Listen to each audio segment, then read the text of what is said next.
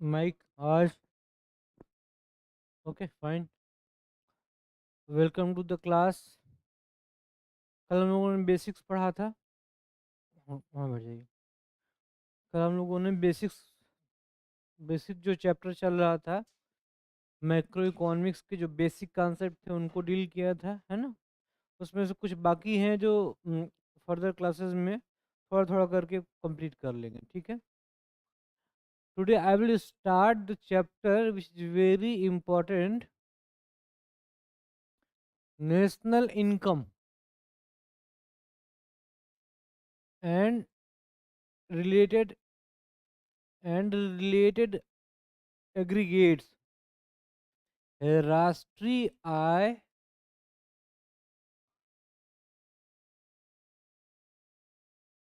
व संबंधित अवधारणाएं।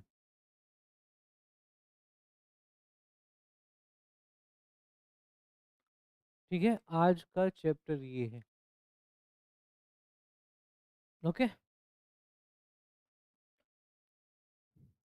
अरे इससे पहले कि हम बहुत डेप्थ में जाएं और जो क्लासिकल टर्मिनोलॉजी है उसको देखें, हम लोग शुरुआत करेंगे बेसिकली बहुत ही बेसिक एक सिंपल तरीके से, है ना।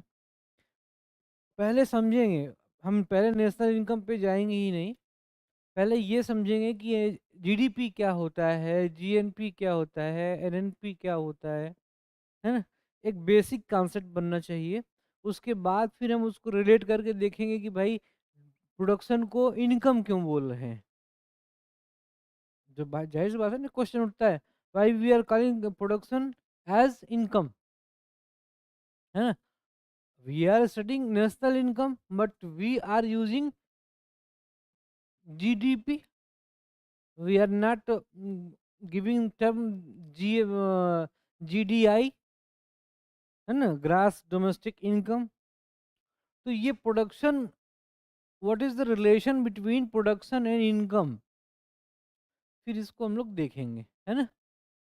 आफ्टर दैट जो डिफिनीशंस हैं उनको देखेंगे, उनको थोड़ा क्लियर करेंगे, ठीक है। तो स्टेप बाय स्टेप हम लोग इसको करने की कोशिश करेंगे। आप लोगों को जो भी प्रॉब्लम्स हो, जो भी क्वेरीज हो, without hesitation you can ask, without hesitation you can make a query, okay. पहली बात याद रखिए कि ये ऐसा चैप्टर है जो, और ये ऐसे टर्म्स हैं जो पूरी इकॉनमी में आपको देखने को मिलेंगे, है ना।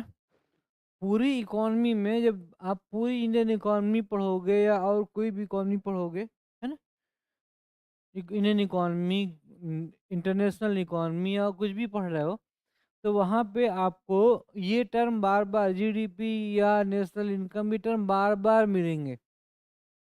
Understand. So these are very basic and very important terminology, and it should be very clear. Their concept should be very clear. ठीक है। अभी मैं जो है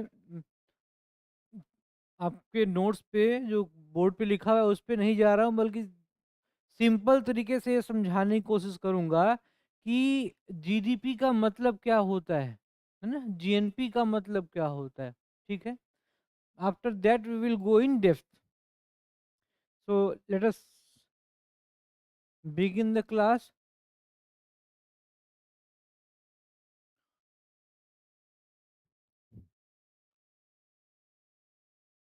सबसे पहले तो what is national income. What is national income, राष्ट्रीय आय क्या होती है। व्हाट इज नेशनल इनकम, राष्ट्रीय आय क्या होती है,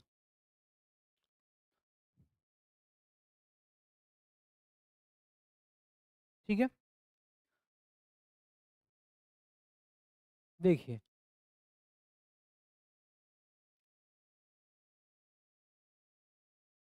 total final production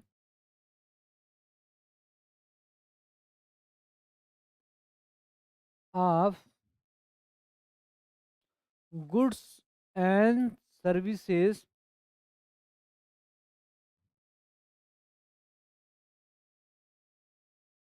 goods and services in a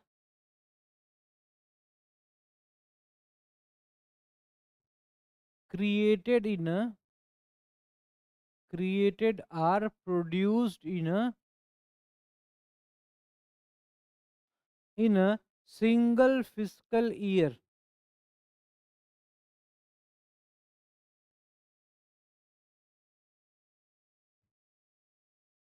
है ना? Means total final production of a country, total final production of a country,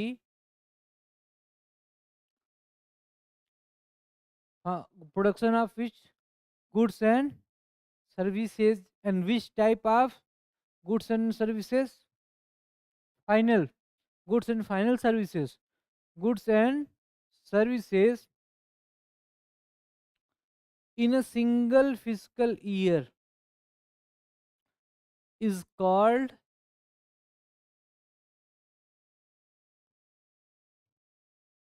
national income,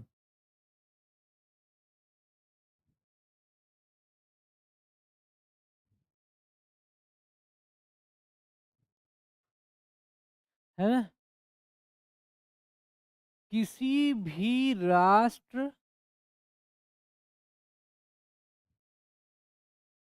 के द्वारा वस्तु और सेवाओं का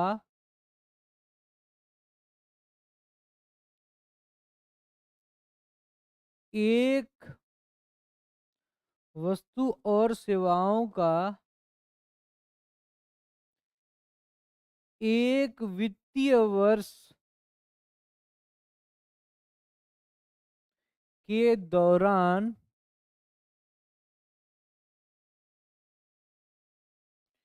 किया गया कुल अंतिम उत्पादन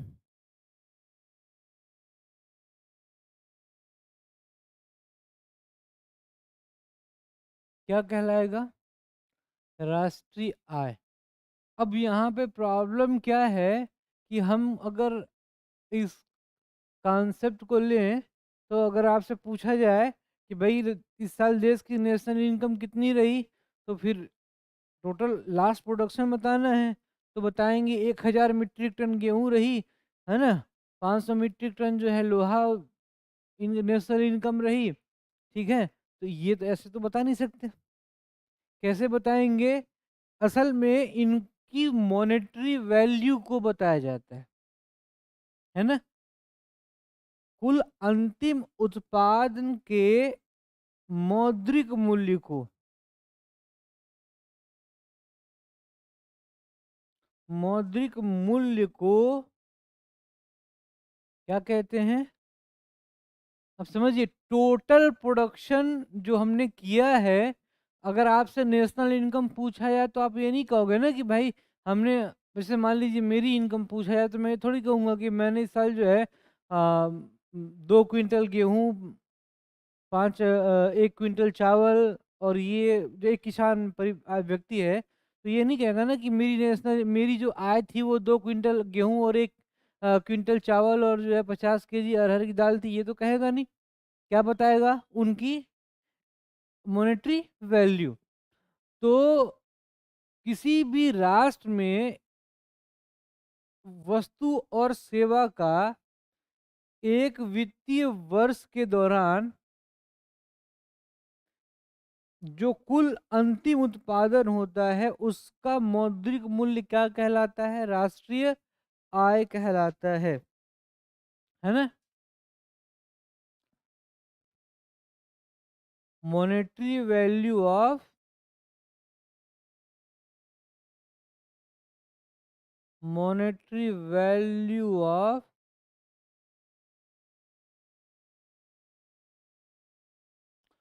total final production. Means monetary value of total final production of goods and services is which was created or produced in a single fiscal year is known as national income. ठीक है, इसमें कोई दिक्कत हो तो बताएं। अच्छा, एक चीज मैंने आपको पहले ही बताया था, what is last, what is final good. मैंने आपको बताया था ना व्हाट इज फाइनल गुड। ठीक है, why we use only final good, why, because final good contains the value of primary and intermediate goods, है ना। क्योंकि जो अंतिम मूल्य वस्तु है उसके मूल्य में प्राथमिक वस्तु वस्तु और माध्यमिक वस्तु दोनों की कीमतें क्या होती हैं, छुपी होती हैं, सम्मिलित होती हैं, समाहित होती हैं, है ना। अच्छा, इस अगर हम सबके जो है सबकी वैल्यू को ऐड करते तो कौन सी प्रॉब्लम क्रिएट होती, डबल काउंटिंग प्रॉब्लम, है ना। मतलब एक ही चीज पर बार बार कर लग रहा है, कर के ऊपर कर लग रहा है, it's a double counting problem. ठीक है, so we are using in accounting the concept of final production. Okay, है ना। इसको और सिंपल तरीके से अगर लिखना चाहें तो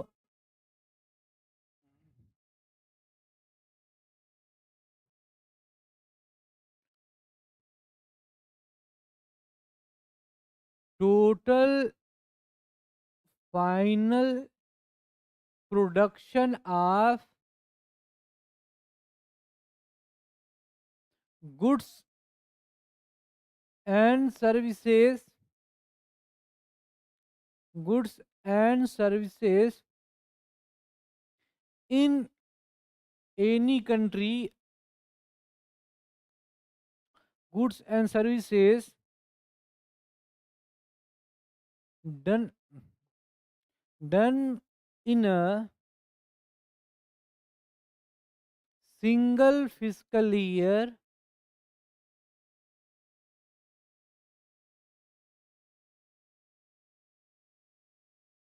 okay.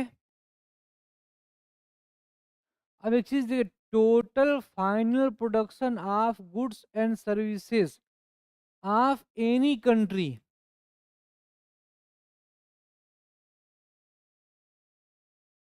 I am not using the term in any country,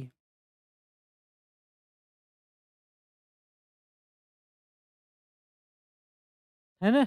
यहाँ पे मैं वो जो वर्ड यूज कर रहा हूँ कि किसी देश के कुल अंतिम वस्तु और सेवा के उत्पादन को क्या बोलेंगे, राष्ट्रीय आय बोलेंगे।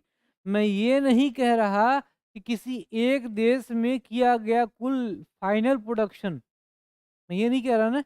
दोनों में बड़ा अंतर है, और दोनों में जो अंतर है वही अंतर जीडीपी और जीएनपी में। ठीक है, ओके। ये सिंपल सी परिभाषा है, इसके बाद फिर इस पे लौटेंगे, है ना। तो ये कंप्लीट कंफर्म है, व्हाट इज फाइनल गुड,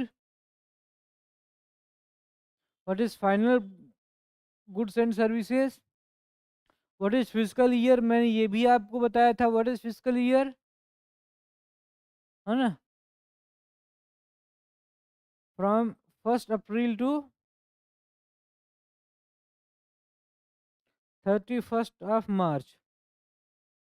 अब देखो फिजिकल ईयर ये है कि वन अकाउंटिंग ईयर,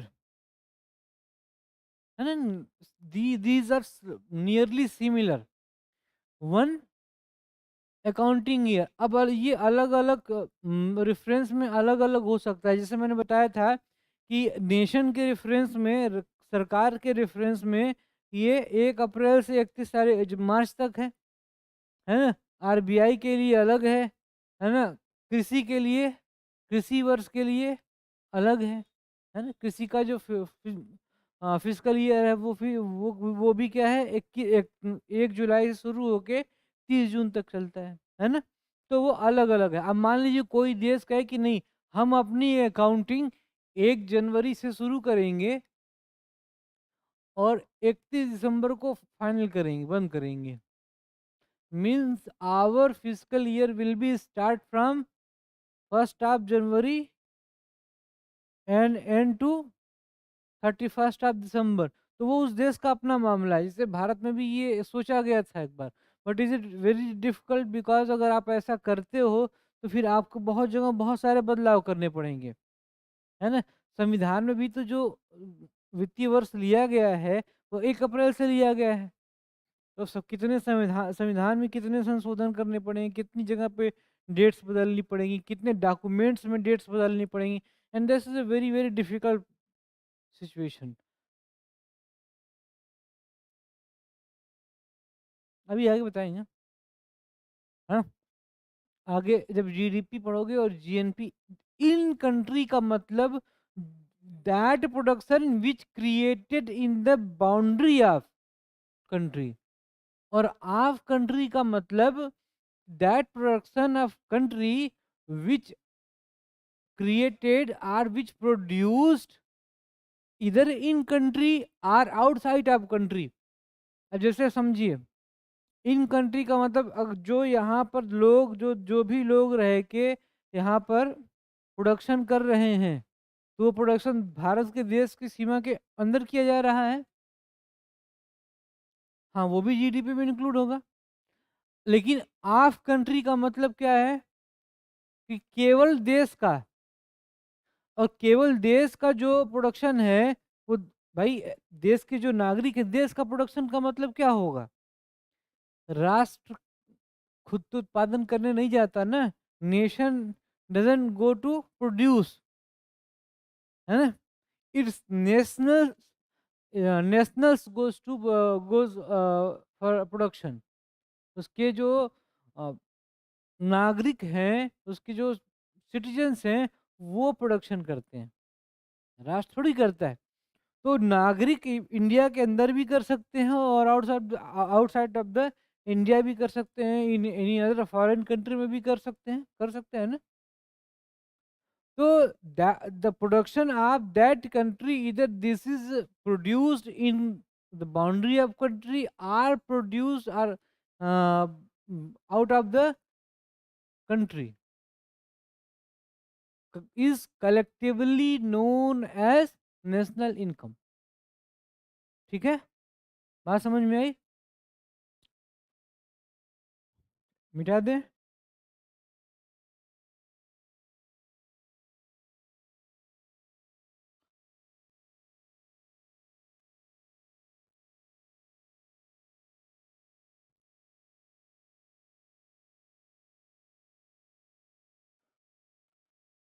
हमें जो पढ़ना है वो है जीडीपी,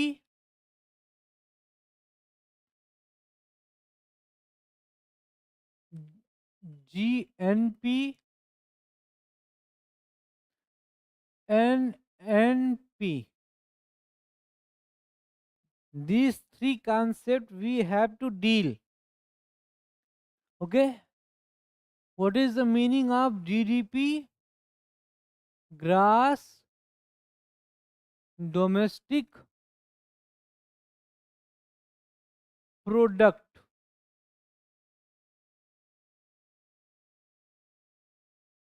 सकल घरेलू उत्पाद। ओके?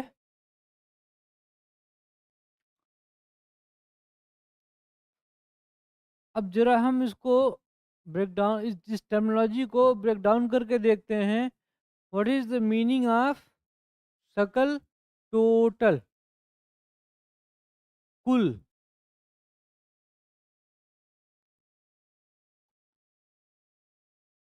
घरेलू का मतलब घर के अंदर, है ना? What is the meaning of घरेलू? Domestic, which was done in the within the boundary of house, है ना? तो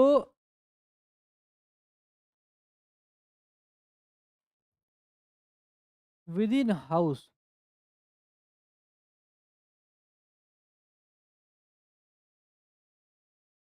and what is the meaning of product?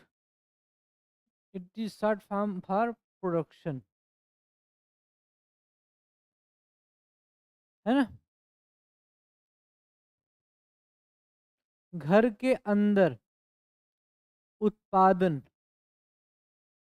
अब जरा इसको जोड़ के देखिए, तो घर की सीमा के अंदर किया गया कुल उत्पादन।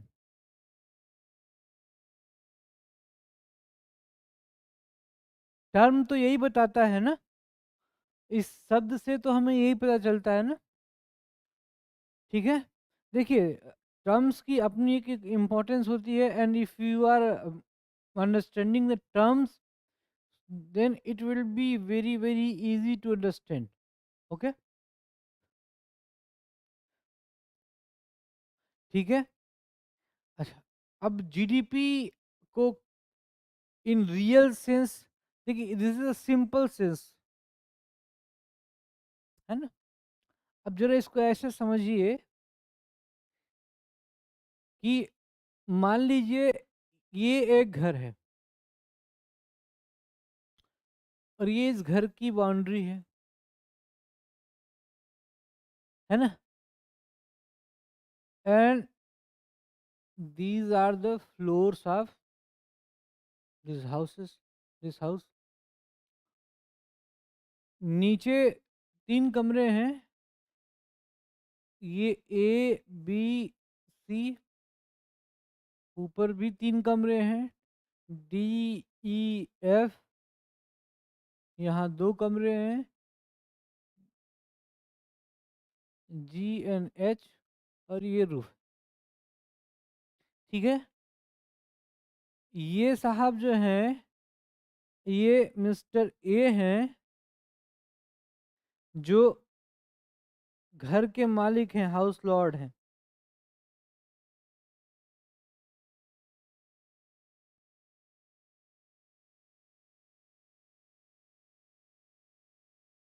अब रिटायर्ड पर्सन है,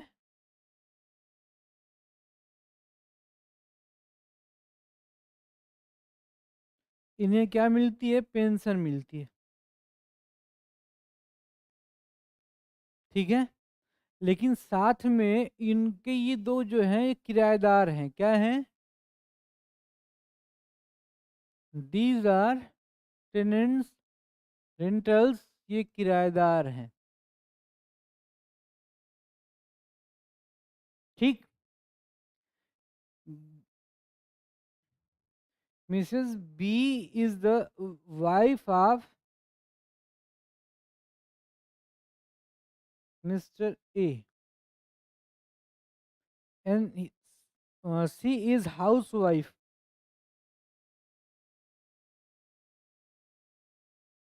सी is housewife. D is daughter of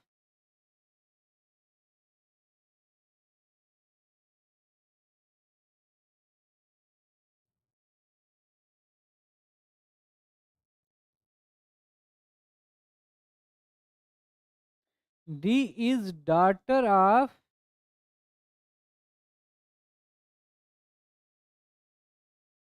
mister A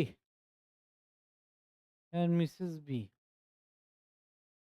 okay, C is married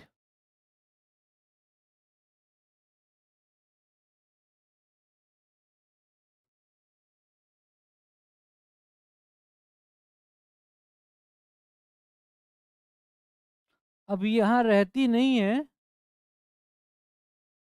not residing permanently.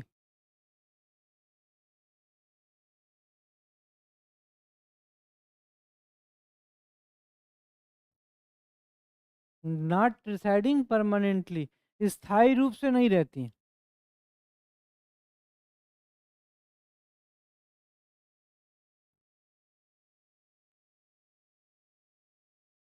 कहाँ रहती है? अपने पति के साथ रहती है। E and F,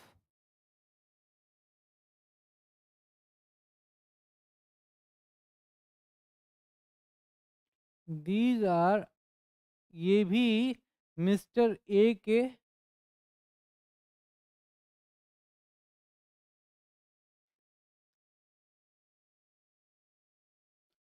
sun of mister A, okay, and he is also son of mister A.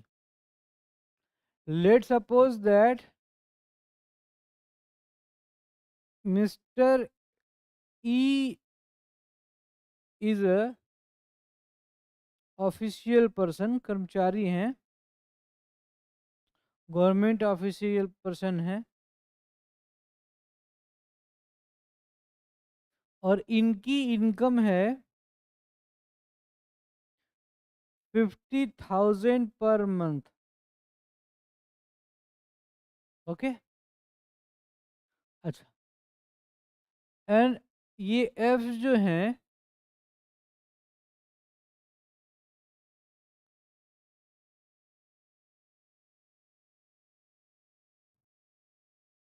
ये कॉलेज गोइंग स्टूडेंट हैं।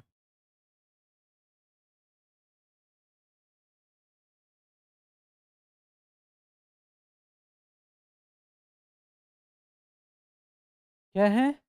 He is college going student, so he is not earning any money.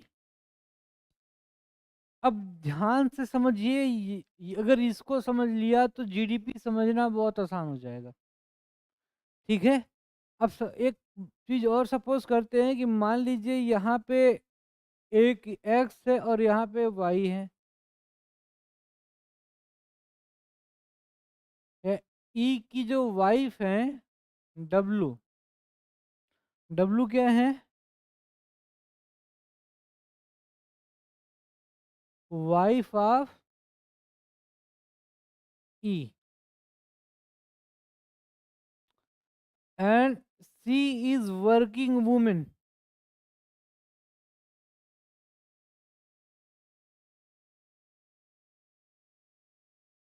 C is working women and also works on the same level of Mr. A, and her earning is also rupees 50,000. Understand? And X is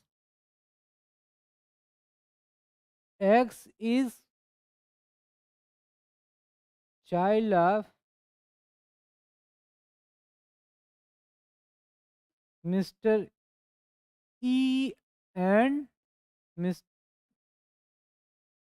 Mrs. W.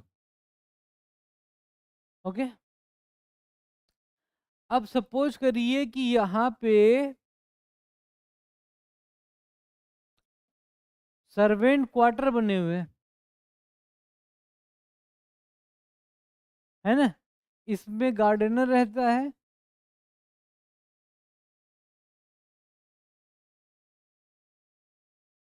ठीक है, इसमें other servants हैं 1 and 2, these are also residing within the boundary of। अच्छा, अब मुझे एक चीज ये बताइए कि इस, अगर आपसे मैं पूछूं कि इस घर की कुल इनकम कितनी है, what is the total income और total production of this house, तो हाउस तो कुछ प्रोड्यूस करता नहीं है। How house doesn't produce anything, its residents produce something. इधर गुड्स और सर्विसेज। अब ये बताइए कि इस हाउस की इनकम कितनी होगी? Income of A plus income of B plus income of ये सी जो है, ये भी मिस्टर ए के लड़के हैं और ये इंग्लैंड में रहते हैं,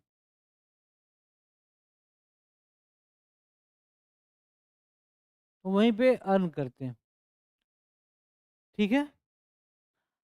अब income of A, income of B, income of C, income of D, income of F, income of G, income of H.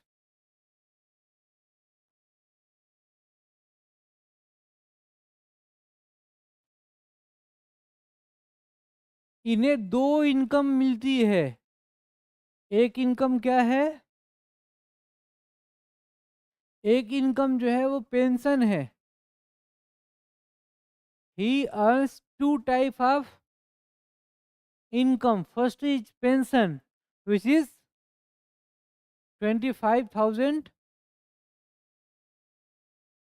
per month. Second income जो है वो रेंट, और let suppose this from the rent he is earning 15,000 rupees. How much he is earning?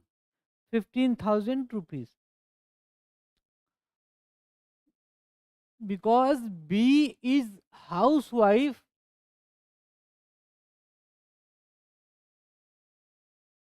so her income will be, her income will be zero. तो इनकी income कितनी हुई? Zero. अच्छा, why her income is equal to zero? हाँ, जबकि वो दिन भर काम करती हैं, है ना? Why we not include the productive works of house women in accounting of national income? हम लोग जो है राष्ट्रीय आय की गणना में घरेलू औरतों के जो का जो प्रोडक्शन है उसको क्यों नहीं इंक्लूड करते हैं, सम्मिलित करते हैं? ये मैंने पढ़ाया भी था आपको in previous lectures. Why we not include, जब when I was telling you that what is production, in that class I told you that why we not include the production of housewomen in national income. What is production? नहीं, देखो, in economic sense production is that activity in which we create anything which can satisfy the need of any other person and would uh, it is able to be it is exchangeable in market. दो चीजें हैं, क्या है? पहली, वो दूसरों की जरूरत को पूरा करने की क्षमता रखती हो, और दूसरा, वो बाजार में एक्सचेंज हो सके। नहीं, देखो, if I am producing something for myself, are then fulfilling the need of my brother, my sister, are members of my family that I am producing to fulfill, to satisfy my need. If I am producing service or I am producing any good for the purpose to satisfy your need, then this is production, because you are not member of my family. Understand? And if I am producing something with the purpose to satisfy your need, then you will pay me for that. So my service is exchangeable also. But if I am doing something for my brother, if I am producing something for my sister or brother or anyone else of my family, will he pay me? No. So this is not production. Production is only that creation of any goods or services which has the purpose of satisfying the need of any other person and is exchangeable in market. क्योंकि घरेलू औरतों का जो काम होता है वो या तो खुद के उपभोग को पूरा करने के लिए होता है. What is the purpose of domestic women's work? To satisfy her own need or need of her family members. So it is not included in the national income. Okay, चलो. अच्छा ये देखो, इनकी इनकम तो जीरो हुई. सी जो है ये लेट सपोज दैट इंग्लैंड में रहते हैं. कहाँ रहते हैं? इंग्लैंड में रहते हैं. और 2 लाख रुपए पर मंथ इनकी इनकम है. कितनी है? 2 लाख. ठीक है. डी ये घर से जा चुकी हैं, अपने पति के साथ रहती हैं. Okay. So he is not producing anything within the boundary of that हो हाउस, है ना. So her income is would be also considered zero. Mister F is son of mister A and he is college going student, so his income will be also zero. College going student,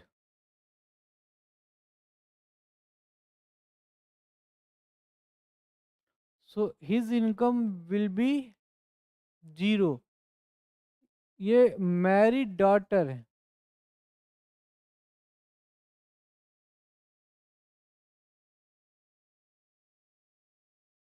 okay, ठीक है भाई, यहाँ तक समझ में आया. ई गायब हो गए हैं क्या? ई इज अ वर्किंग पर्सन. इनकी इनकम कितनी है? अब तो अच्छा एक मिनट देख लेते हैं. जी क्या है? टेनेंट है.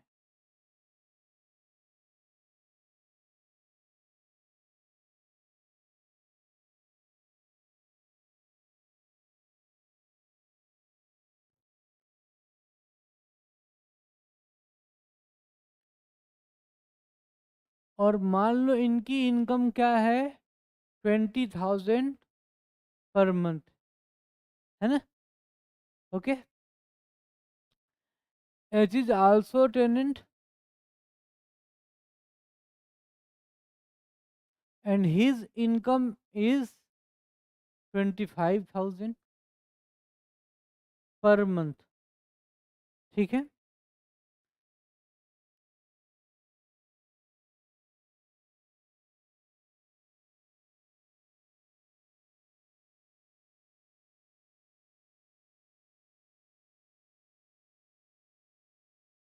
अब जरा इसको फिर से लिख लेते हैं ताकि साफ समझ में आए. एक की दो इनकम है. एक है pension. What is pension? It is, let's suppose 25,000, है ना. And he is earning by rent also. And what is this earning? 15,000. B is housewife.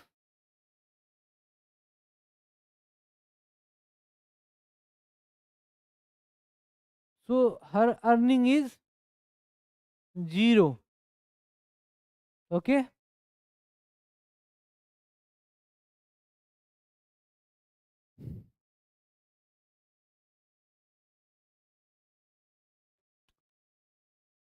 C is son of Mr.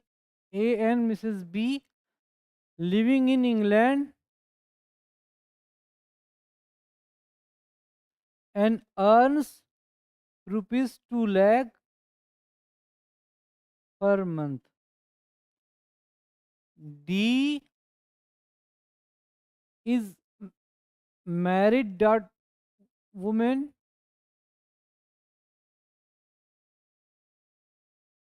married daughter, and her income is 0, क्योंकि ये रहती ही नहीं है. Okay. E is working person,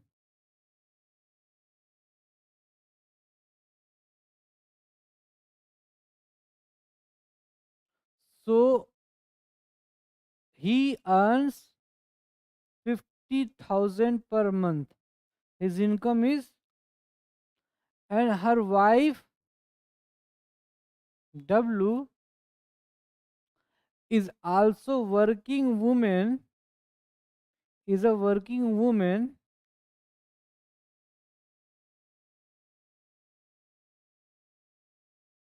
and her income is also 50,000 rupees. F is college going student,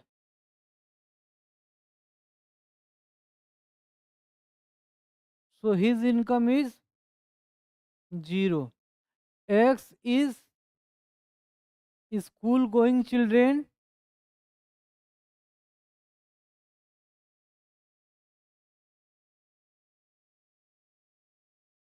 so his income is also 0. H, G and H are tenants, both are tenants. Income of G is 25,000, sorry, 20,000, and income of H is equal to 25,000. अब देखो यहाँ पे समझो कौन कौन सी income add होगी और कौन सी इनकम ऐड नहीं होगी. Which income would be add in national income or GDP, and which would not be include in national income. और यहीं पे बहुत सारा जो है आपका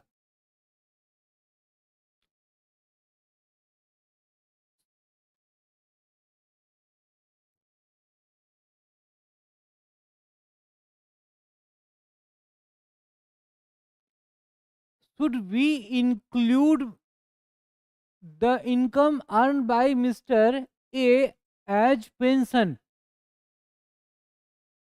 in national income or his domestic income. क्या डोमेस्टिक इनकम में या डोमेस्टिक प्रोडक्शन में हमको ए को जो पेंशन मिल रही है उसे शामिल करना चाहिए? Why? What is income? What is income? Income is equal to production. जितना उत्पादन होगा उतनी आय होगी. Okay. He is getting this 25,000 rupees without producing anything. Understand? So this is not her real production, his production. This is a charity grant or any type of uh, ad to him, and given ad to him by government. इन्होंने 60 साल तक government की service की थी. सरकार उनकी क्या कर रही है? उनको उनका ख्याल रख रही है, केयरिंग के लिए दे रही है. Such type of income is known as transfer income.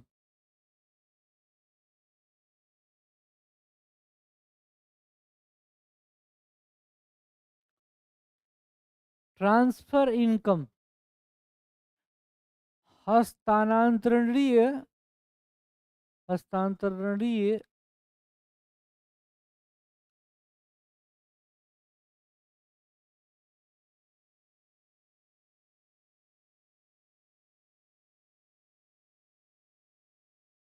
आय, जो जो एक हाथ से दूसरे हाथ में जाती हो, है ना? What is transfer income? That income which is being earned or which is earned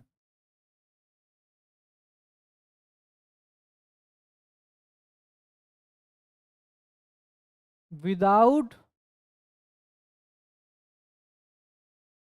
production of any goods or service। मतलब वह आय जो बिना किसी वस्तु के वस्तु या सेवा के उत्पादन के प्राप्त हो। वह आय जो कि बिना वस्तु और सेवा का, चाहे वस्तु या सेवा का उत्पादन किए बिना ही प्राप्त हो, चाहे वो चैरिटी के तौर पे आपको मिले, है ना, चाहे एड के तौर पे मिले, चाहे ग्रांट के तौर पे मिले, चाहे सब्सिडी के तौर पे मिले, दीज, चाहे पेंशन के तौर पे मिले, चाहे स्कॉलरशिप के एज ए स्कॉलरशिप मिले, if you are receiving such type of income, है ना, which is not in return of production, these type of income are called transfer income, and this would not be,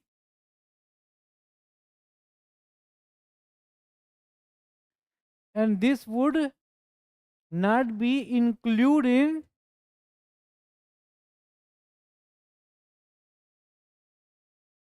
national income. Means transfer income is not part of part of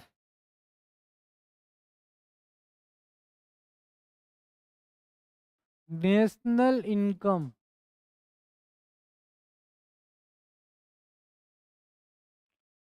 Once again, what is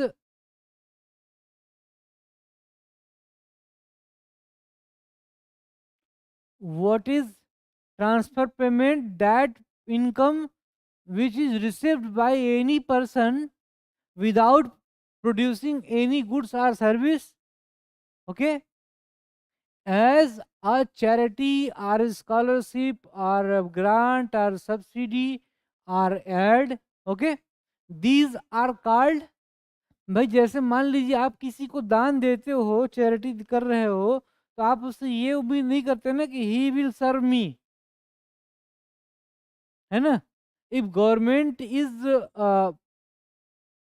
conducting any program, operating any program for the welfare of students, like mid day meal program, तो क्या government ये बच्चों से ये कोई expectation रखती है कि वो उनके लिए कुछ प्रोडक्शन करके देंगे? नहीं, he is government is not expecting anything, है ना? This is done for social welfare, to enhancing the level of education, okay. तो वो बहुत साधारण शब्द में समझिए कि वो इनकम, वो आय जो वस्तु और सेवा के जो है उत्पादन के बदले प्राप्त न हो, बल्कि आपको दान के रूप में मिले, उपहार के रूप में मिले, सब्सिडी के रूप में मिले, अनुदान के रूप में मिले, है ना, जिसके बदले आपको कुछ देना ना पड़े, वो क्या है? ट्रांसफर इनकम है। Because because it is not related to the production, So it will be not part of national income. Rent will be part of national income. He is not giving service. भाई उन्होंने investment किया था ना, landlord ने investment किया, घर बनाया, तो उसके लिए रेंट तो मिलेगा ना। ठीक है भाई, यहाँ पे ये जो बिल्डिंग है, अगर हम इसका इस्तेमाल प्रोडक्शन के लिए कर रहे हैं, if we are using this building for the production of service, then the investor are man constructor of owner of this building will get rent because he invested in this uh, to construct this building, है ना। And every investment has its own return, तो उसे ये return मिल रहा है, इसलिए 15,000 rupees will be add. Second thing, Mr C is residing in England. He is producing in England, or he is producing within the boundary of this house? No. क्या सी जो है, जो मिस्टर सी हैं, जो कि इंग्लैंड में रह रहे हैं और वहीं वो काम धाम कर रहे हैं, उत्पादन कर रहे हैं, उनकी इनकम को इस घर की डोमेस्टिक इनकम में जोड़ा जाएगा? घर भाई, ये प्रोडक्शन घर के अंदर नहीं हो रहा है, कहाँ हो रहा है? इंग्लैंड में हो रहा है। हाँ, अगर मैं कहूँ कि फैमिली इनकम में जोड़ा जाएगा, it will be included in family income because he is also member of this family, but he is not residing permanently in the premises of this building, so his income will not be part of the income of this house. Okay, so it would not be also included in.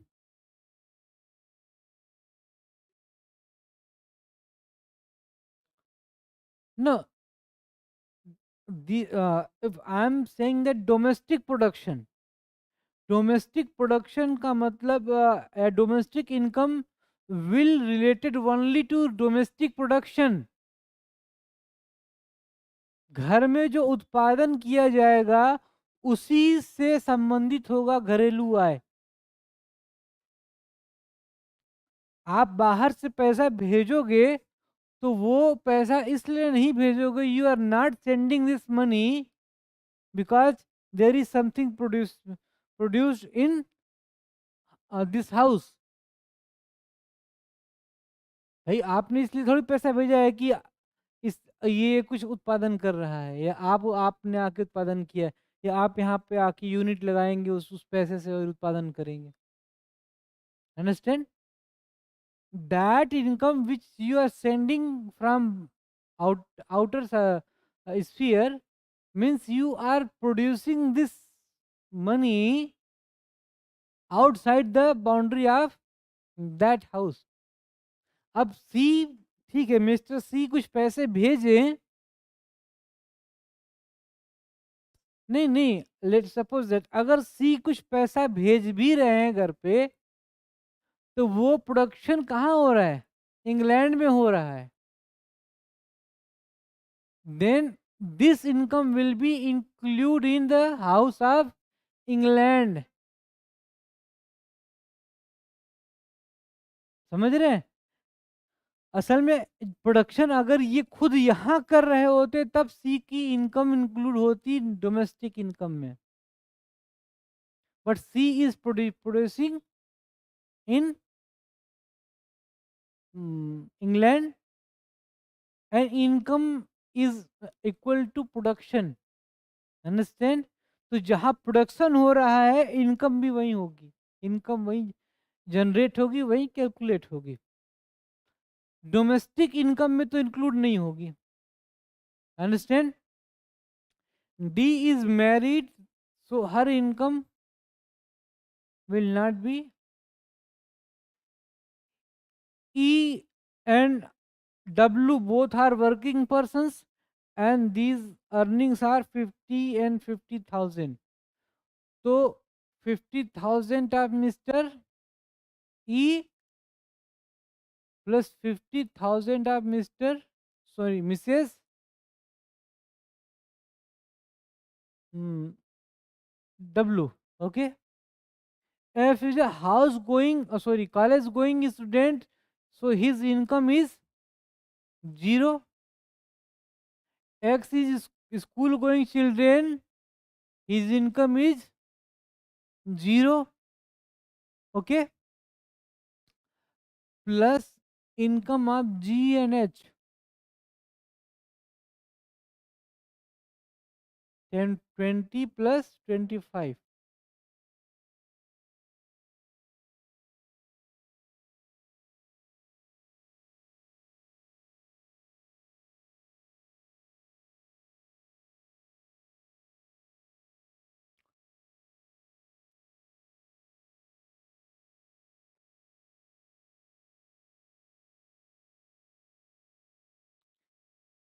Means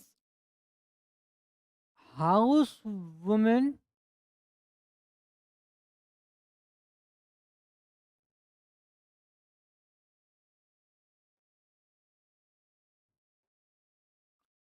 house women, children, youth without employment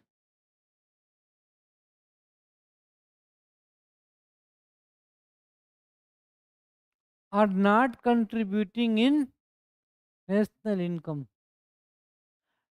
This part, house women, children, these are known as dependent class,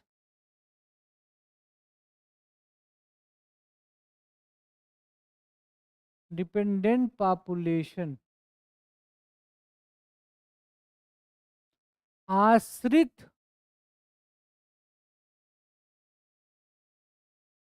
आयु वर्ग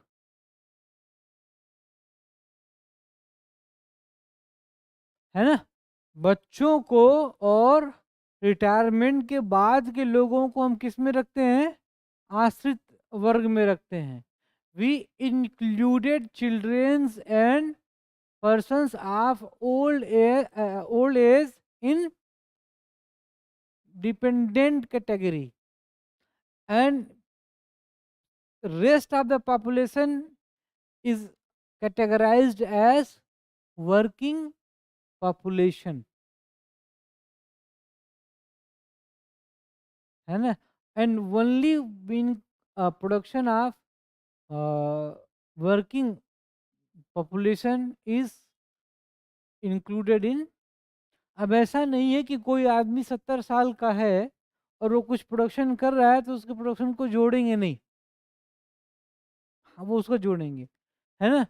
लेकिन बच्चों का नहीं जोड़ेंगे क्योंकि it is illegal.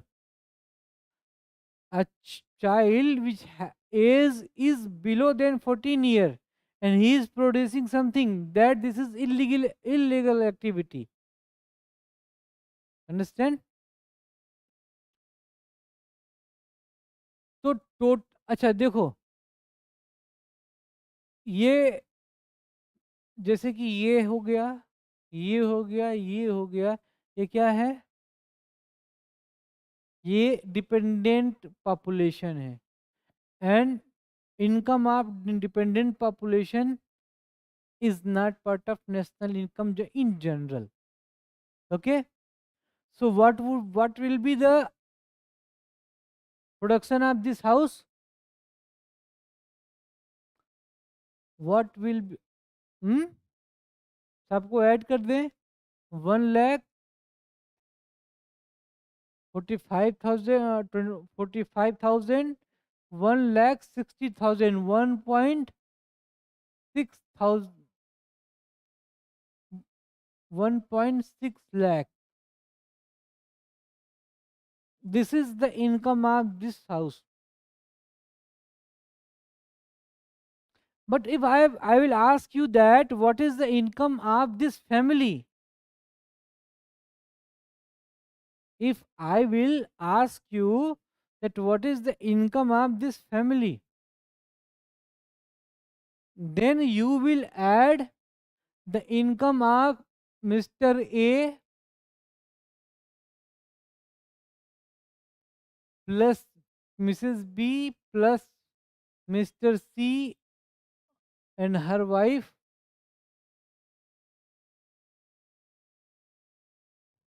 plus income of their children plus income of married daughter plus income of F house going and also income of C.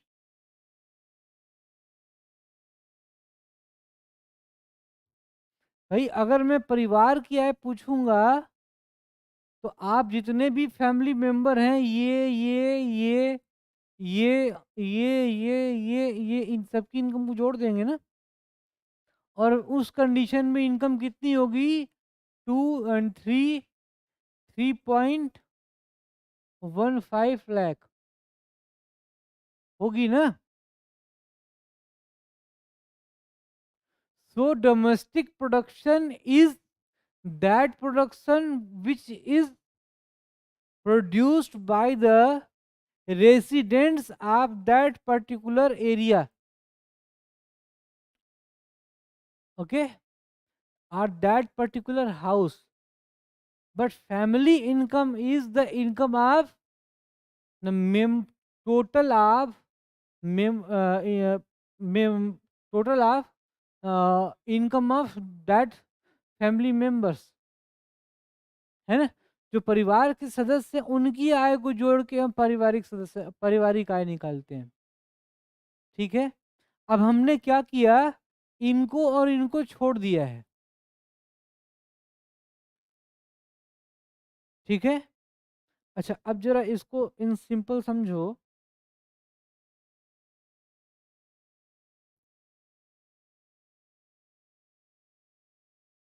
मैंने कहा कि भाई जो हाउस इनकम है वो कितनी हो गई? 15, और ये हो गया आपका 50,000, सॉरी 50,000, है ना, एंड 51 लाख। ठीक है। 15,000 ऑफ मिस्टर ए, ध्यान से देखना। After that house income, domestic income कितनी होगी? Mr A, Mrs B, okay, इनको इंक्लूड नहीं करेंगे because he is not producing in the our, okay. उसके बाद income of D 0, income of E 50,000, income of W 50,000, income of F 0 plus G 25,000 plus S 20,000 add कर दो तो कितना हुआ? 1.6 लाख। ये हुआ डोमेस्टिक इनकम। क्या हुआ? Domestic income. Let's suppose that we have to find out, हमको दे दिया गया कि domestic income is equal to 1.6 lakh, okay. Income of tenants are 45,000. Income of C is equal to 2 lakh. And you have to find out what is the family income.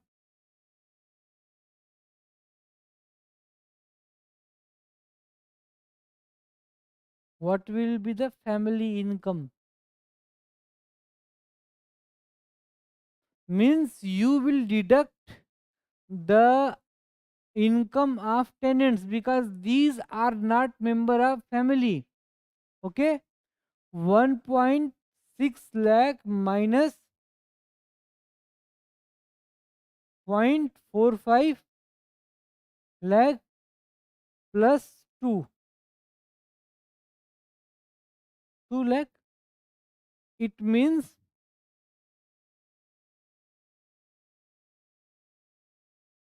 what will be the family income? भाई ये हो गया 3.15 लाख हुआ ना। तो अगर आपको domestic income दी हुई हो और उस घर में जो किराएदार हैं उनकी इनकम पता हो और जो घर का मेंबर बाहर वो काम कर रहा है उसकी इनकम पता हो और आपको फैमिली इनकम निकालना होगा तो क्या करेंगे? You will deduct the you will subtract और deduct the income of tenants and add the income of family member who is residing in abroad. Understand? This entire concept will be used in GDP GNP. Okay, कुछ ना समझ में आए तो बताइए।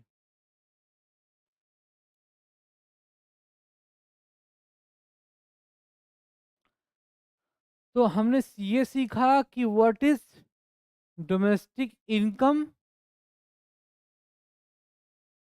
है ना? What is domestic income? That दो that income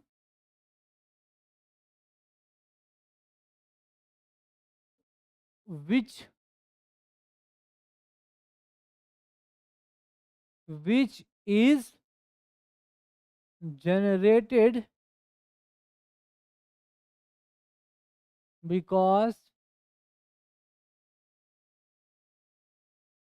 of the total final production of goods and services within the boundary of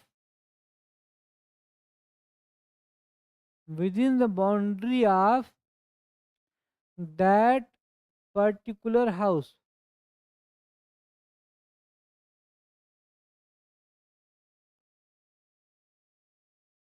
Understand?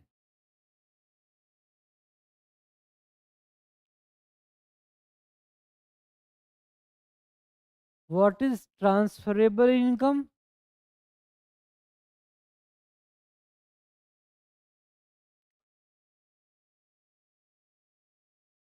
Transferable income.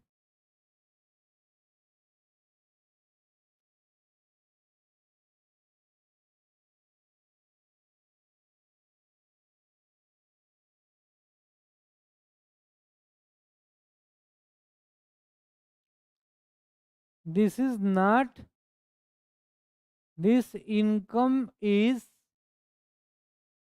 earned without producing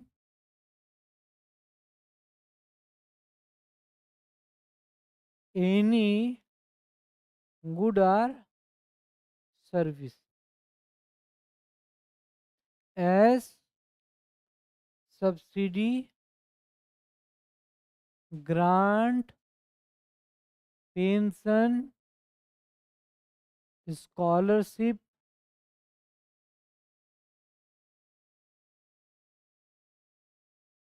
charity, etc.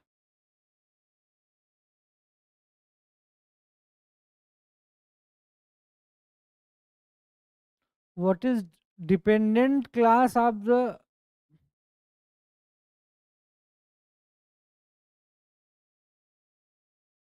dependent age group?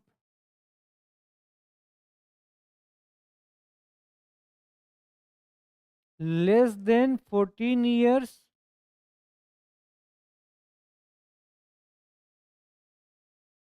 which are considered as children, and more than 60 year, और कहीं कहीं 60 होती है retirement की as, कहीं 55 होती है ना, कहीं 65 होती है। तो that age group which is able to produce goods and service is considered as working age, है ना।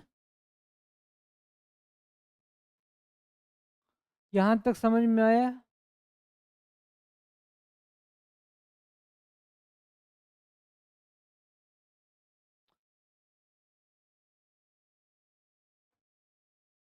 One thing, one fact I forgot to discuss.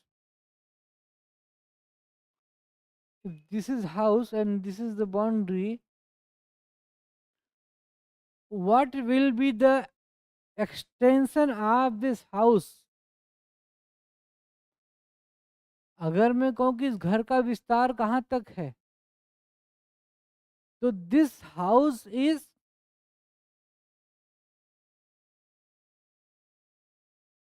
this premises is considered up to boundary.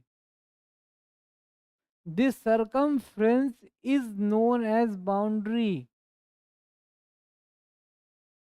and the area and building of building within the boundary of uh, within the boundary will be known as domestic area, है ना। area within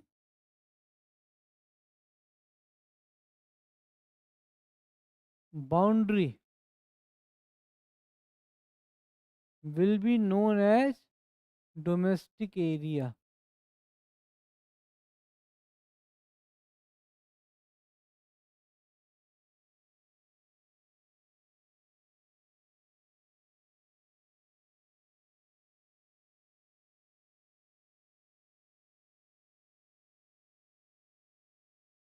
Understand? अब हम लोग अपने अ, पहले topic को देखते हैं।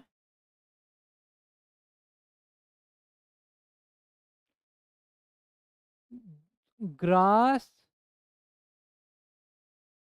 Domestic product.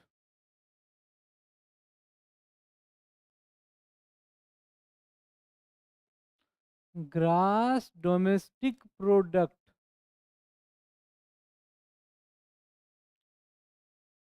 सकल घरेलू उत्पाद।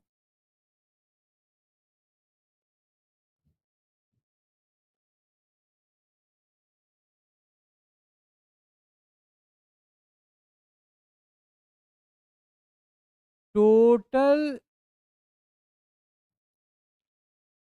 Final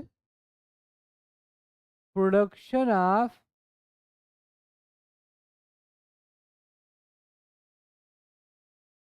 goods and services, goods and services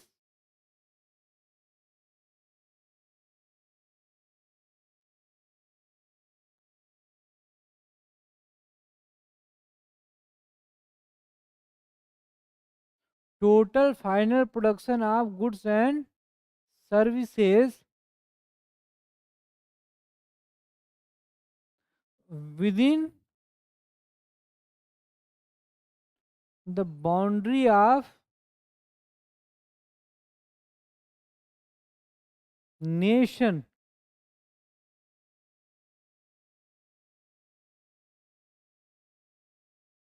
within the boundary of the nation,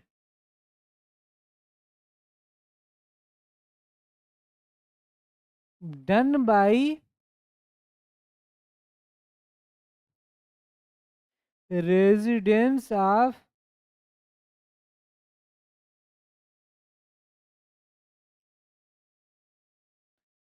that nation,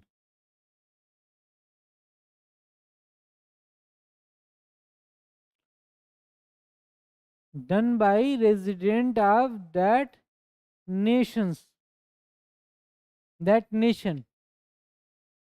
Okay. अब what we are missing,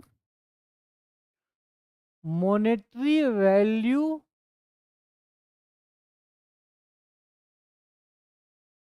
of total final production of goods and services within the boundary of nation, done by residents of that nation in a definite time period,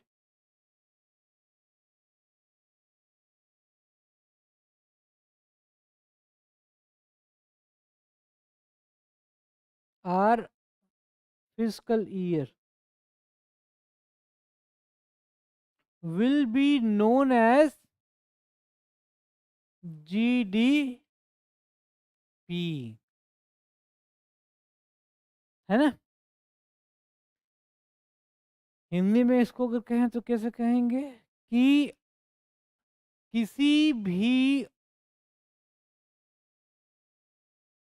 देश के निवासियों के द्वारा देश की सीमा में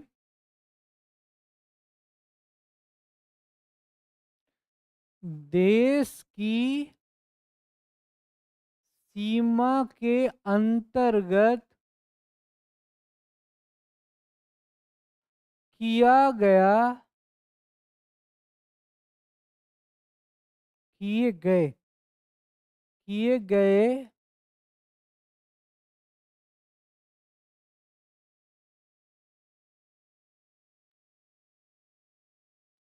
वस्तु वस्तुओं और सेवाओं के कुल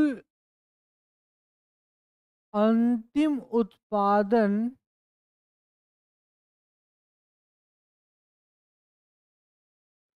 का मौद्रिक मूल्य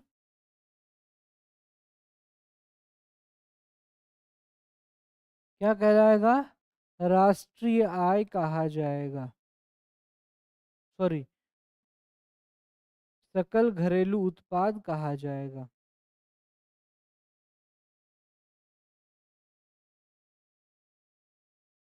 understand? It is clear?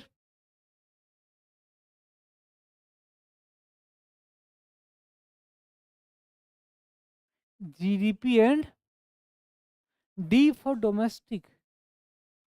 Word D is used for domestic. अब यही नेशनल इनकम भी है। देखिए, चाहे you are using GDP, you are using NDP, you are using GNP, you are using NNP, these all indicators will be uh, mm, represent national income. Either you are using a GVA, है ना?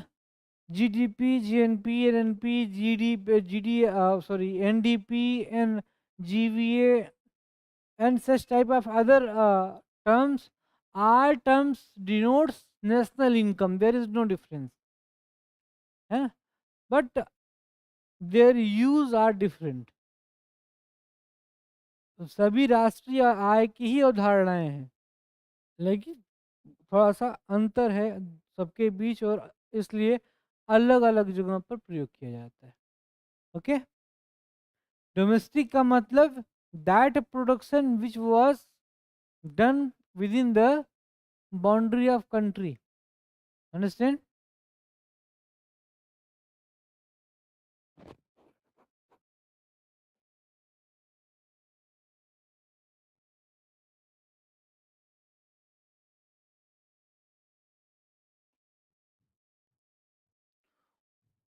What is the boundary of country?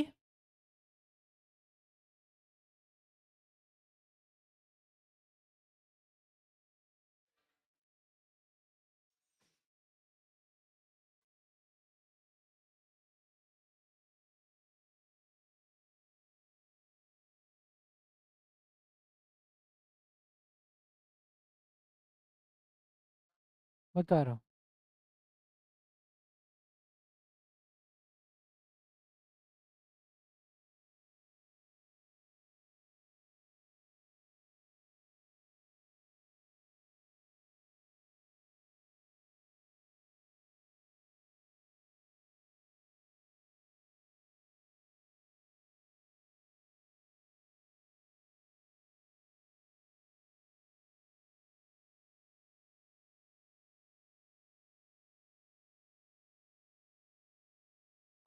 What will be the boundary of nation?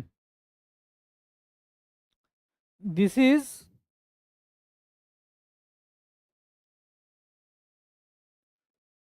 land boundary of nation.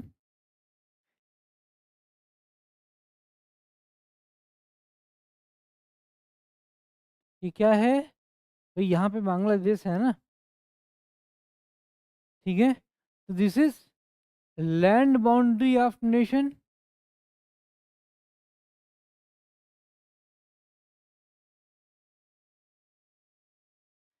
And this is coastal area. ये पाकिस्तान वाला area है, ये China, ठीक है ना? This is coastal boundary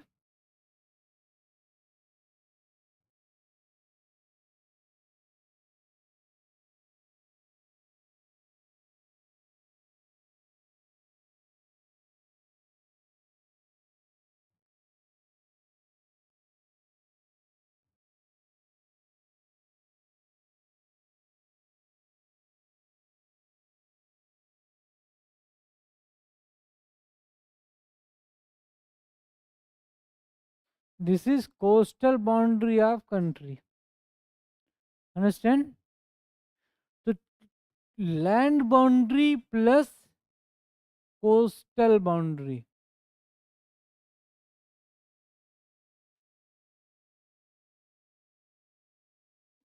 but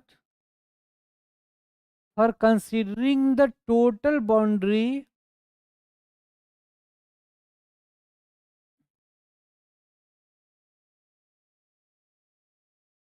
we include land boundary plus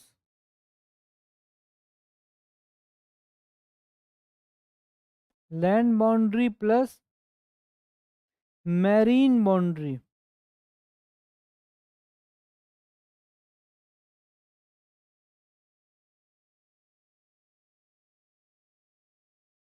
land boundary plus,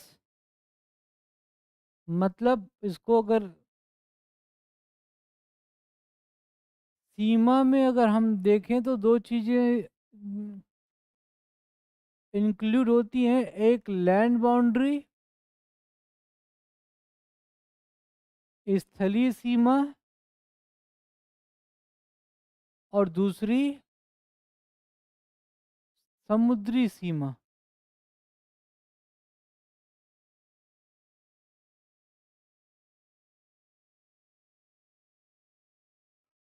marine boundary.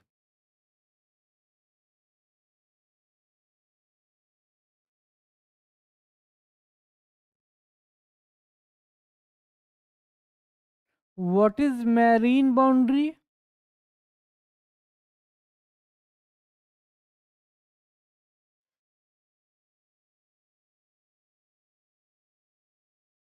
It is the marine boundary. Up to 12 nautical mile. Up to 12 nautical mile from the coast of or shoreline of uh, mainland of India is included in the boundary of India, and it is known as marine boundary. What is the distance?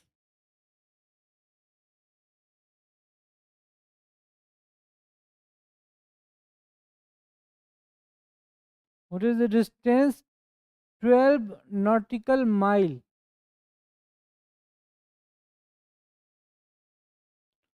And 1 nautical mile is equal to 1.8 land mile.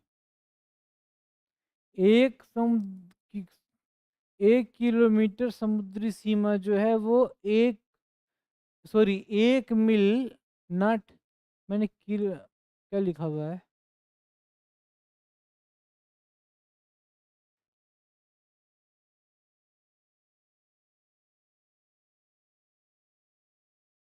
1 nautical mile is 1.8 land mile. एक समुद्र जो है समुद्री मील है ना, 1.8 स्थलीय मील के बराबर होता है. बात समझ में आई? अगर आप जमीन पे 1.8 किलोमीटर चलते हैं then it will be equal to 1 nautical mile. तो land boundary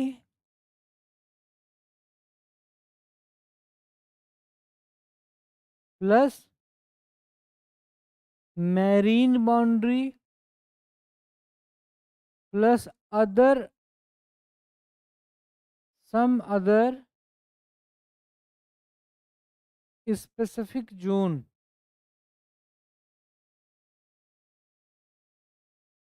as like embassies of India in other countries are known as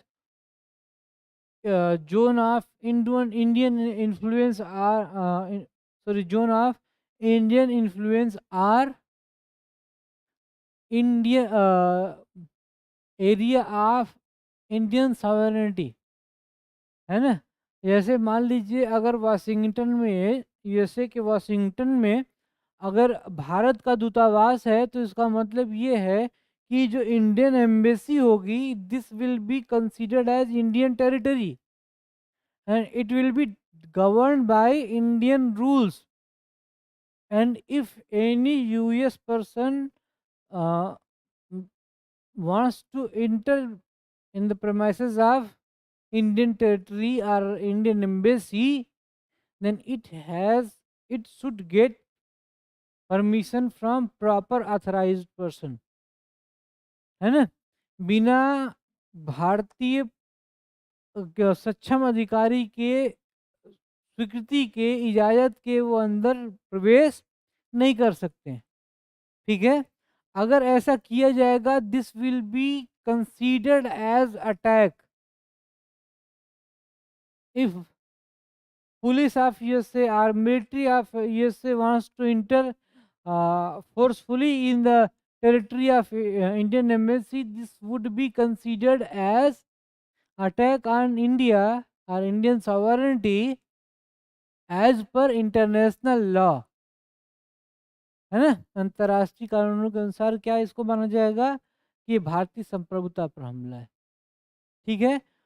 as like this other influence zone like research centers जैसे आपने सुना होगा ना, Antarctica पे गंगोत्री है, यमुनोत्री और ये बाकी जो तो जो भाई उस पे तो किसी का कब्जा नहीं है। This is not the reason of any particular country, then this is open for all. But if we settle a colony or a settlement or make a house, that the area under within the wall of house will be considered as territory of India. जो research centre है वहाँ पे, उसके अंदर का area हो जो होगा वो क्या होगा, भारत का घरेलू क्षेत्र होगा। ठीक है, तो घरेलू क्षेत्र एक बड़ी अवधारणा है। ठीक, ये समझ में आया what is domestic area.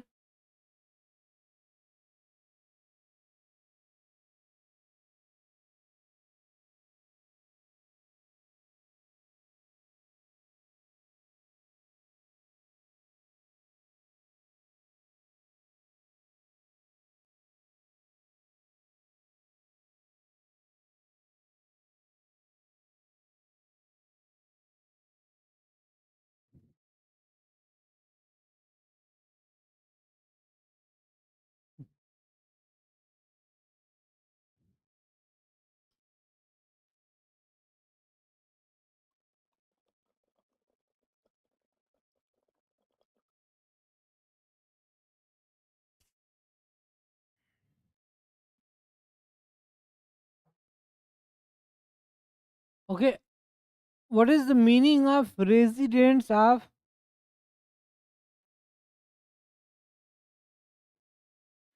Residents,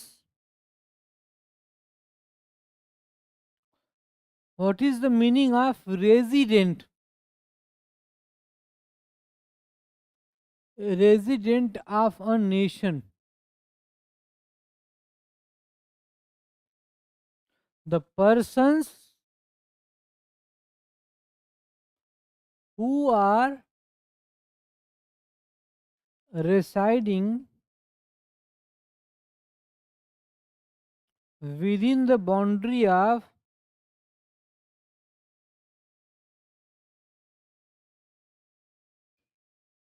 within the boundary of nation. It means it will include, भाई देश में अगर हम एज्यूम करें तो इस समय भारत में भारतीय भी निवास कर रहे होंगे, कुछ नेपाली भी होंगे जो यहाँ सीमा पार करके आए होंगे काम करने के लिए, है ना। कुछ जो मल्टीनेशनल कंपनीज के एम्प्लॉयज़ हैं, जैसे फिनलैंड, नॉर्वे, यूएसए, ऑस्ट्रेलिया, है ना, जापान, यहाँ के भी कुछ लोग होंगे जो यहाँ पे इनकी मेन ब्रांचेस में काम कर रहे होंगे। तो मतलब at the same time two types of people are residing in India, first are Indians and second are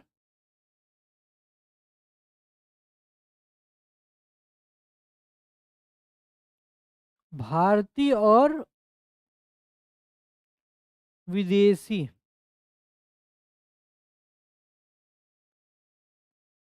मैं समझ में आई। So the total production which is done in India, done within the boundary of India, either it is created by Indians or created by foreigners, are part of GDP. ठीक है, because these both are known as residents. Bharat की सीमा के अंतर्गत जो भी उत्पादन किया जाएगा, चाहे वो भारतीय करे चाहे वो विदेशी करे, है ना, उसे क्या कहा जाएगा, भारतीय घरेलू उत्पादन, है, देश का घरेलू उत्पादन, क्योंकि वो घर के सीमा के अंदर किया गया है ना। जैसे मैंने बताया था ना, किराएदारों के इनकम को भी फैमिली जो है हाउस इनकम में जोड़ते हैं, वैसे ही फॉरेनर्स के इनकम को भी, देश भी क्या है, घर है ना, one sort of house, bigger house. तो यहाँ पे जो फॉरेनर्स रिसाइड करते हैं, the foreigners who are residing in India, these are they are also considered as resident. So total production of resident done within the boundary of India is known as GDP, and this resident can be Indian or foreigner. Understand? So what is GDP?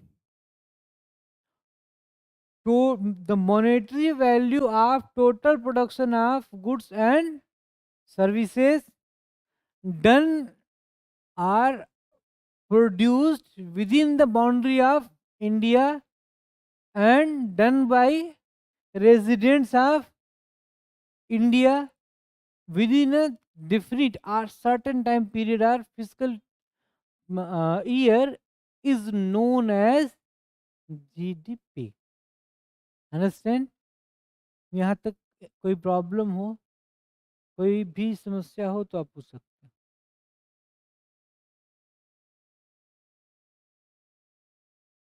अब जैसे देखो,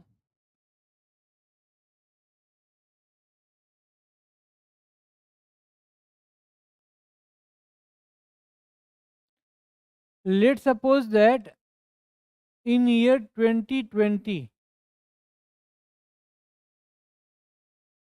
I made a production of 10,000 rupees.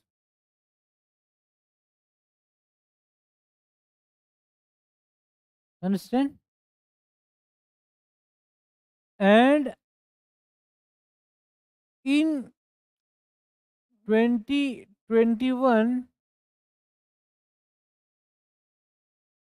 I produced the value of, no,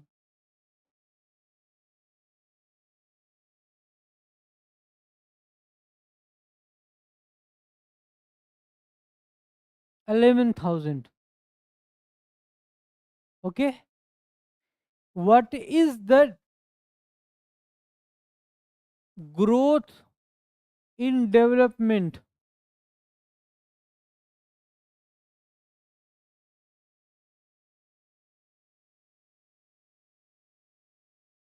What is the growth in development? Is 15,000. Understand?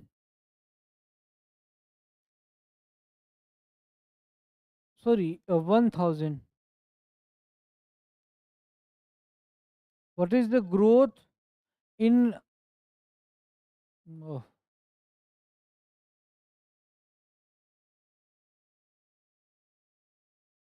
एक minute के लिए concentration खो ना, growth in production? What is growth in production of 1,000 rupees? Understand? If I will convert it in percentage, if I have to compare कि मैंने कितने percent growth की है ना, तो अगर हम इसको परसेंट में चेंज करें, if we will change it in percentile, then 1,000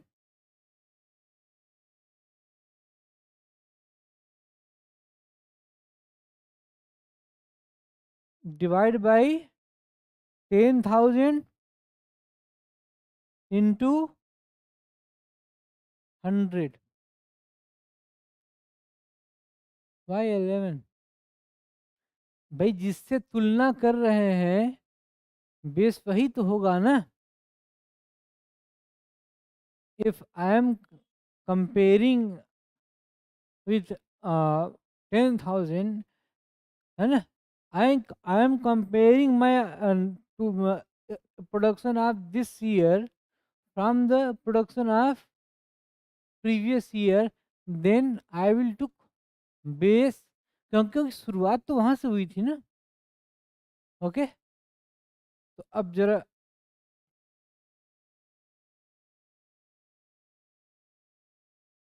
what is the growth rate? 10%। Okay, if this is the income of, if this is the production of nation,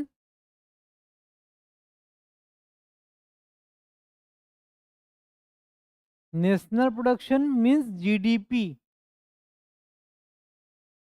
then what will be the growth rate of GDP? 10%. Understand? So this is the simplest method. Why we are using these? To compare, are we on a right track, on a track of growth, on a track of development, or we are declining? अब मान लो एक एक ये ऐसा भी तो हो सकता है कि इन 2020 आई प्रोड्यूस्ड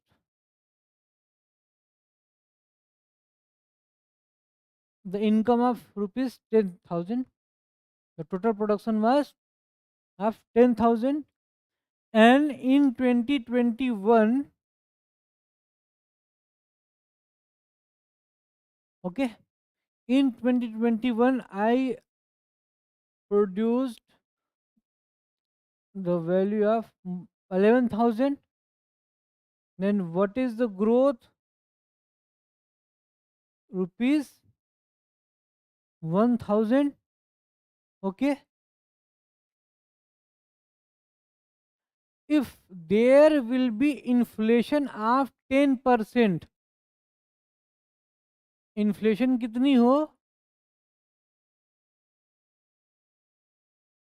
इस दरमियान, इस एक साल में जो महंगाई दर है वो क्या हो गई हो? वो बढ़ गई हो, वो 10% बढ़ गई हो।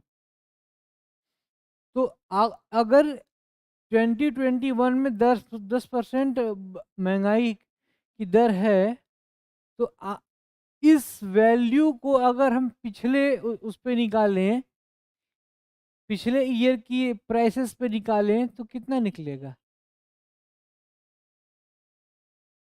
हाउ 1100? भाई, this is the real, this is the production, but this has the impact of 10% inflation. कीमतें 10% बढ़ी है ना, 10% बढ़ी हुई दिख रही हैं, और 10% अगर इसका निकालोगे तो कितना होगा? 1,000। इसका मतलब दिख तो रहा है 11,000 का प्रोडक्शन, पर अगर महंगाई को एडजस्ट कर दें पिछले साल की तुलना में, तो रियल प्रोडक्शन कितने का हुआ? 10,000। समझे?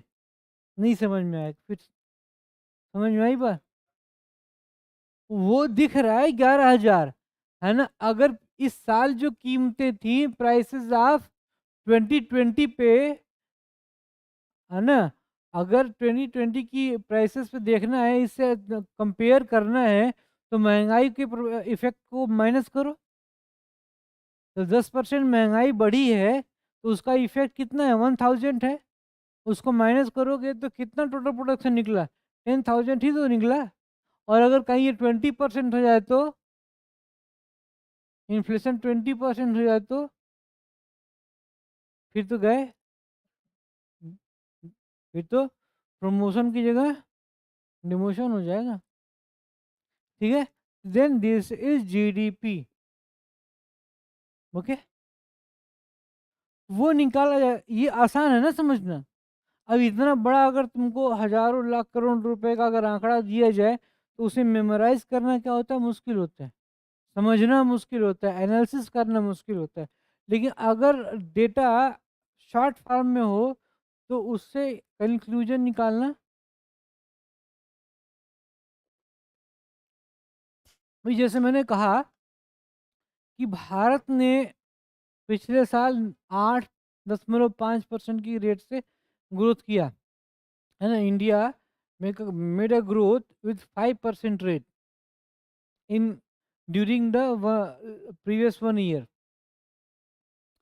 इट मीन्स भाई अगर 5 से 6% के बीच में अगर ग्रोथ रेट है, that there would be better condition, better economic condition, better political stability, better law and order, better infrastructure, है ना। Natural, or you can say that climate or weather is also remains favorable for the entire year। भाई 6% का growth अगर हासिल करना है तो ये चीज़ें अच्छी होनी चाहिए ना। आपके यहाँ मौसम भी ठीक ठाक रहा हो, आपकी जो एग्रीकल्चर क्रॉप हो वो भी ठीक ठाक रही हो, है ना। जो एग्रीकल्चरल प्रोडक्शन रहा हो वो भी ठीक ठाक रहा हो, माइनिंग भी ठीक ठाक रही हो, इंडस्ट्रियल प्रोडक्शन भी ठीक ठाक रहा हो, है ना। आपके यहाँ इंफ्रास्ट्रक्चर डेवलपमेंट हुआ हो और वो भी ठीक ठाक परफॉर्म किया हो, है ना। बात समझ रहे हो। आपके यहाँ गवर्नेंस भी अच्छे तरीके से रही हो और पॉलिटिकल स्टेबिलिटी रही हो, तब तो 6%, 7%, 8%, 9% की ग्रोथ रेट हासिल होगी। Means this is not only a indicator, this is not only a data, this implies a lots of things. If I will give you data that this country has made growth with 10%, इसका मतलब है कि फिर वहाँ सब कुछ बहुत बेहतर कंडीशन में है। And investor are very very much, investors have very much interest in the economy of that country. Credit should be very positive in the international scenario of that country।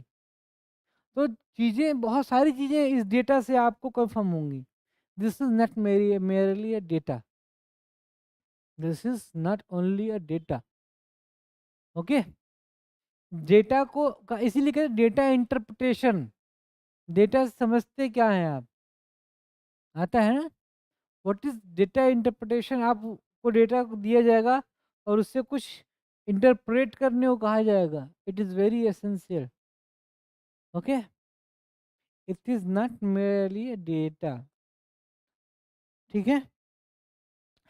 As like this, अगर मैंने कहा कि Japan is a country of highest life expectancy is more than 80 year.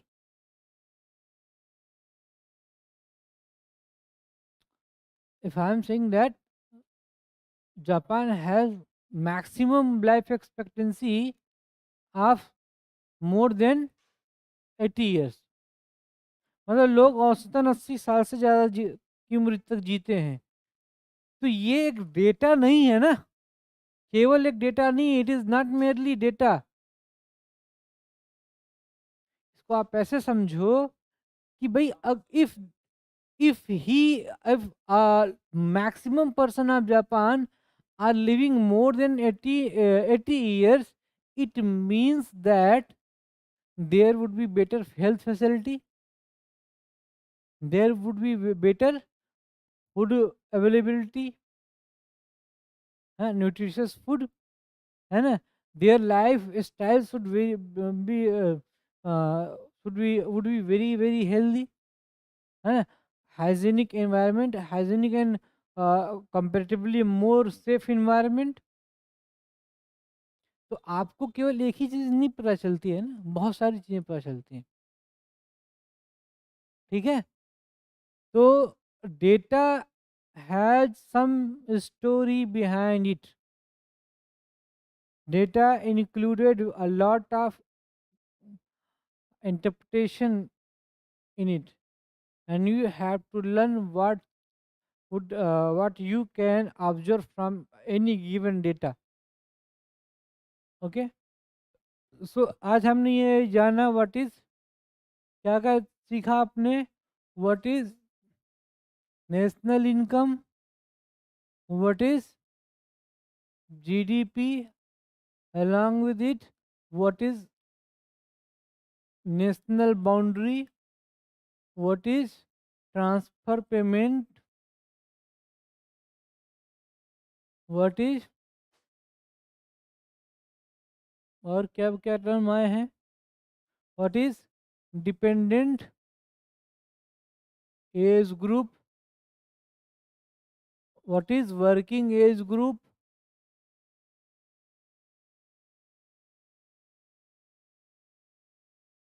okay, what is production,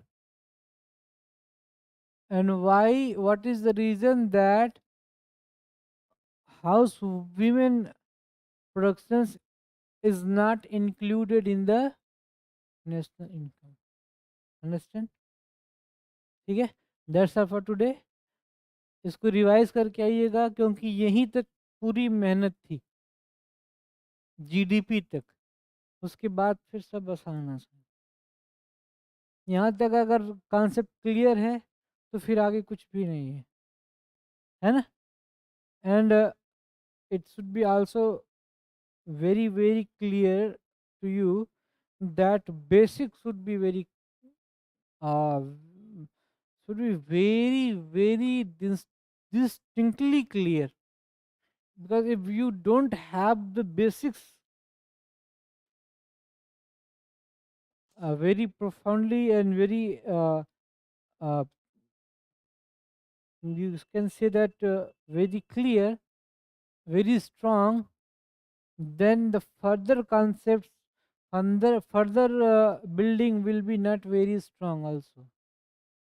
Understand? ठीक है, that's all for today. We'll meet tomorrow